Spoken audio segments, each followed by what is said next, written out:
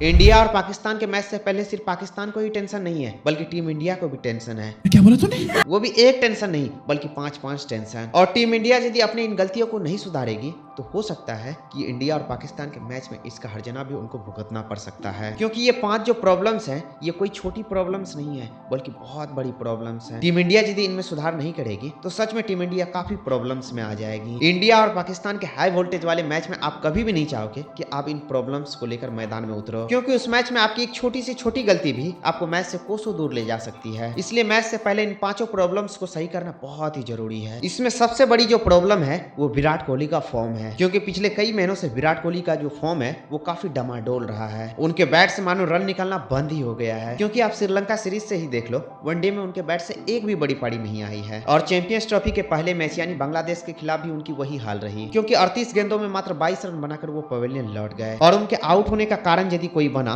तो वो leg spinner बना। ये लेग स्पिनर जो है सिर्फ इसी मैच में ही नहीं बल्कि कई मैचों से उनको परेशान कर रहे हैं। उनके पिछले कई पारियों को मिलाकर यदि देखा जाए तो उन्होंने लेग स्पिनर के 51 गेंदों का सामना किया है, जिनमें उनके बैट से मात्र 31 रन आए हैं और वहीं 5 बार आउट हुए हैं। यानी सीधे शब्दों में कहे तो लेग स्पिनर उनके लिए काल बन चुकी है। और ऐसे में चैंपियंस ट्रॉफी में एक भी टीम नहीं है जिसके पास लेग स्पिनर नहीं है, और लेग स्पिनर यदि उस टीम में है तो समझो विराट कोहली का बल्ला खामोश रहने वाला है। इसलिए इंडिया और पाकिस्तान के मैच से पहले विराट कोहली को इन समस्याओं का समाधान करना ही होगा, क्योंकि हम जानते हैं कि टीम इंडिया के लिए विराट कोहली कितना महत्वपूर्ण है। और वहीं दूसरी जो समस्या है वो है भारतीय स्पिनरों का इम्पैक्टफुल ना होना, क्योंकि अब इंडिया और बांग्लादेश के मैच में देखा होगा कि भारतीय स्पिनरों ने 27 ओवर डाले थे, लेकिन उन 27 ओवर में उनको एक भी विकेट नहीं मिली थी। वो विकेट जो भी मिली थी वो शुरुआत में मिली थी। अक्षर पटेल को पहले ही ओवर में विकेट मिली थी, लेकिन उनके बाद स्पिनरों को एक भी विकेट नहीं मिली। स्पिनरों को खिलाया ही इसलिए जाता है कि वो बीच में विकेट निकाल कर दे सके, लेकिन उस दिन इसमें भारतीय स्पिनर पूरी तरह से असफल रहे थे। इस चैंपियंस ट्रॉफी में भारतीय स्पिनरों की वैल्यू और भी ज्यादा इसलिए बढ़ जाती है क्योंकि यहाँ पर टीम इंडिया एक ही स्पिनर्स के साथ नहीं बल्कि 3-3 स्पिनरों के साथ उतर रही है। तो ऐसे में आप चाहोगे कि बीच के ओवर में हमारे स्पिनर्स विकेट निकाल कर दे, क्योंकि बीच के ओवर में हम फास्ट बॉलरों का ज्यादा यूज नहीं करने वाले हैं, क्योंकि फास्ट बॉलर हम सिर्फ 2 ही फास्ट बॉलर को खिला रहे हैं। तो ऐसे में फास्ट बॉलरों का ज्यादा यूज शुरुआत में और डेथ ओवरों में ही किया जाएगा। टीम इंडिया सच में यदि जीतना चाहती है तो बीच के ओवर में स्पिनरों को विकेट निकालना ही पड़ेगा। और वहीं अब तीसरी जो प्रॉब्लम्स है वो है रोहित शर्मा का बड़ा पारी ना खेल पाना। रोहित शर्मा को शुरुआत तो मिल जाती है, लेकिन अपने उस पारी को वो बड़े पारी में कन्वर्ट नहीं कर पाते हैं, क्योंकि पिछले मैचों में भी आपने देखा कि वो 36 बॉल में 41 रन बनाकर आउट हो गए। उस दिन उसको बहुत ही अच्छी शुरुआत मिल चुकी थी, वो चाहते तो पारी को और भी डीप ले जा सकते थे, लेकिन ऐसा नहीं हुआ और वो 41 रन पर आउट होकर पवेलियन लौट गए। रोहित शर्मा को हाई वोल्टेज वाले मैच में अपनी इस गलती को सुधारना होगा, क्योंकि आप लोगों ने देखा होगा कि पिछले कई मैचों से ऐसा ही होते आ रहा है। रोहित शर्मा जब आउट होते हैं तो टीम इंडिया पूरी तरह से बिखर जाती है, क्योंकि आप पिछले श्रीलंका सीरीज से ही देखो ना, जब तक रोहित शर्मा खेलते थे तो हमें लगता था कि हम आसानी से जीत जाएंगे, लेकिन जैसे ही रोहित शर्मा आउट होते थे तो पूरी टीम इंडिया ताश के पत्तों की तरह बिखर जाती थी। और यही हाल हमारी 2023 वनडे वर्ल्ड कप के फाइनल में भी हुई थी। वहां पर भी रोहित शर्मा जब तक थे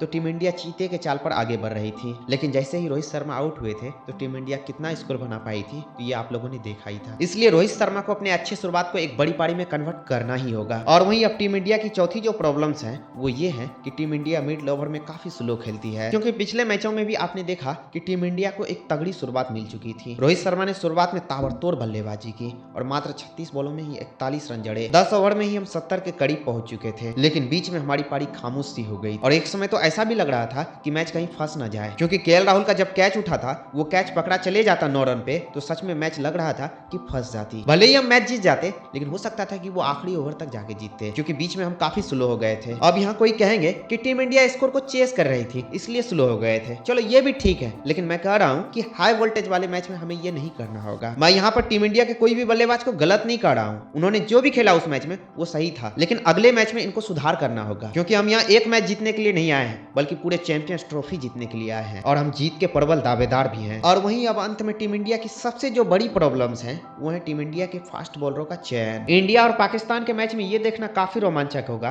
कि उस मैच में हर्षित राणा खेलते हैं या अर्शदीप सिंह। कई एक्सपर्ट की माने तो हाई वोल्टेज वाले मैच में एक्सपीरियंस प्लेयर को ही खिलाना चाहिए, तो ऐसे में एक्सपीरियंस्ड प्लेयर हर्षित राणा नहीं है बल्कि अर्शदीप सिंह है, और अर्शदीप सिंह को पहले मैच में खिलाया नहीं गया था। तो अगले मैच मैच में ये देखना काफी रोमांचक होगा कि अगले मैच में अर्शदीप सिंह को टीम इंडिया में जगह मिल पाती है कि नहीं। मैच और पिच के हिसाब से टीम इंडिया को फास्ट बॉलरों का कॉम्बिनेशन सही करना ही होगा, क्योंकि वैसे भी हम ज्यादा फास्ट बॉलर खिला नहीं रहे हैं, सिर्फ 2 ही मेन फास्ट बॉलरों के साथ हम उतर रहे हैं। तो ऐसे में आप चाहोगे कि हमारे बेस्ट फास्ट बॉलर ही खेले। तो यही वो 5 प्रॉब्लम्स थी। टीम इंडिया यदि इनको सुधार लेती है तो टीम इंडिया और भी मजबूत टीम हो जाएगी। वैसे आपके हिसाब से इंडिया और पाकिस्तान के मैच में कौन जीतने वाला है, कमेंट बॉक्स में अपना राय जरूर लिखें। तब तक के लिए टेक केयर एंड बाय। फिर मिलते हैं नेक्स्ट वीडियो में।